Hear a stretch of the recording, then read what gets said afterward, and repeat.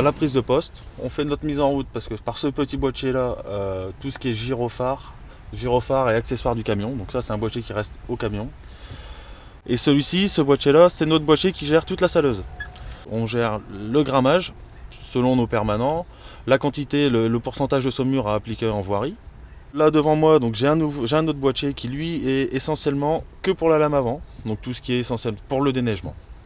Donc après on a l'écran aussi de contrôle parce qu'on a un écran, une caméra sur l'arrière pour avoir un contrôle de l'épandage du sel. Même si la machine est équipée de contrôle automatique, le contrôle visuel reste le meilleur. On préfère voir vraiment ce qui se passe et être sûr d'effectuer un bon salage.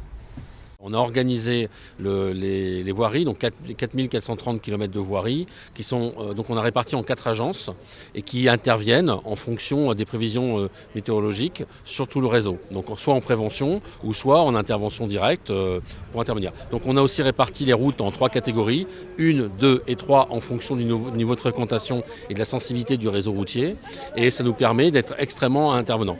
Aussi une spécialisation dans le matériel, parce qu'on a quand même acheté entre 1 et 1,5 million d'euros par an de matériel supplémentaire de plus grosse capacité. Maintenant, on est capable en 3h, 3h30 d'intervenir sur tout le réseau départemental.